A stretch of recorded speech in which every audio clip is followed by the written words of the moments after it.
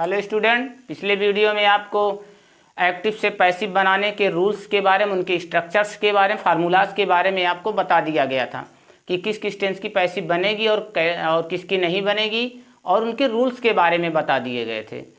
लेकिन इस वीडियो में आपको उन्हीं टेंसेस की पार्ट वाइज, क्रम वाइज जो है आपकी पैसिव वाइज कैसे बनेगी, रूल के साथ, एग्जाम्पल के साथ आपको इस वीडियो में बताया जाएगा। तो सबसे पहले हम ये देखेंगे पार्ट 1 में हमारे प्रेजेंट इंडेफिनिट टेंस की पैसिव वाइज बनाना। हम प्रेजेंट इंडेफिनिट टेंस की पैसिव वाइज कैसे बनाएंगे, इनके रूल्स के बारे में पहले समझें। ठीक है। Active voice subject verb first plus S plus object.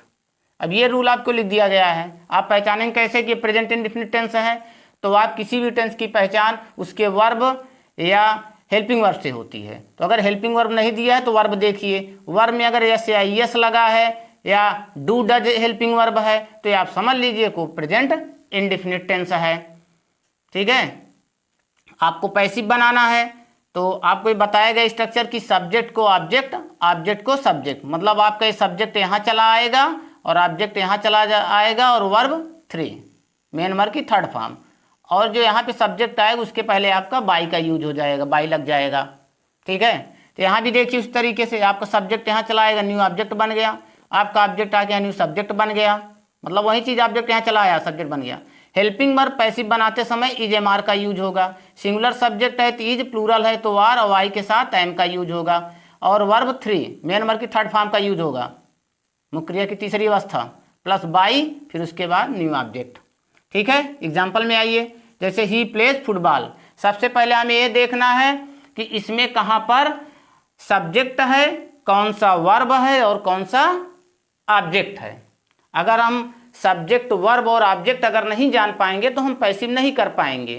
तो इसलिए सबसे पहली चीज़ यही है कि हमें ये देखना सब्जेक्ट, वर्ब और ऑब्जेक्ट क्या है। तो सब्जेक्ट ही आगे लिखा है, प्लेज आपका वर्ब हो गया, ऑब्जेक्ट आपका फुटबॉल हो गया। तो इसी स्ट्रक्चर पर चलेंगे। सब्जेक्ट आपका यहाँ चला आया तो ही यहाँ चला आएगा, फुटबॉल यहाँ है तो यहाँ चला आया, तो फुटबॉल है, फुटबॉल सिंगुलर है इसलिए इज का यूज करेंगे, helping verb is. Football is, play का third form played, football is played by him, he का क्या हो जाएगा, हिम। आपको ये भी बताया गया है सब्जेक्ट ऑब्जेक्ट, अगर ये सब्जेक्ट पर he she it I we you they है तो ऑब्जेक्ट में him her it me us you them हो जाएगा, और अगर ये जब सब्जेक्ट के रूप में आएगा तो इसी का उल्टा हो जाएगा, मतलब हिम का ही तो हिम का ही, सी का हर, हर का सी, इस तरीके से हो जाएगा, लेकिन यू और इट का वही रहेगा।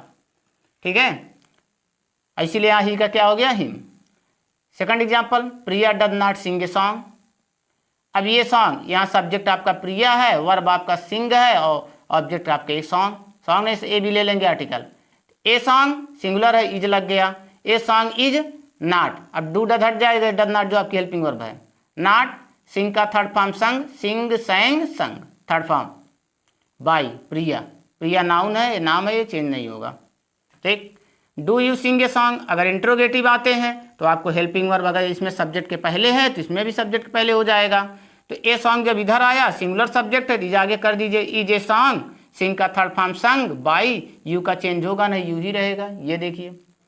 और अगर वाक्य में कुछ सेंटेंस में क्वेश्चन वर्ड आते हैं WH वाले, व्हाट, वेयर, वाई, तो उसको वैसे ही हम उतार लेंगे, why does he call you, तो वाई राइट डाउन कर लिए, नीचे वैसे लिख लिए, यू आपका इधर आया तो जब यहाँ आ जाएगा तो प्लूरल है तो आर आगे लगा देंगे, बहुवचन कर्ता के साथ are, why are you, you change नहीं होगा।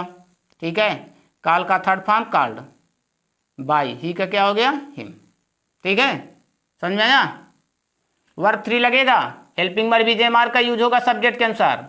डू डज है तो हेल्पिंग, अगर इंट्रोगेटिव में है तो हेल्पिंग वर्ब आगे रहेगी, क्वेश्चन वर्ड आते हैं तो आगे वैसे लिख दिए जाएंगे। समझ में आया। ये समझ में आया हो तो चैनल को लाइक सब्सक्राइब करना ना भूलें। Thank you.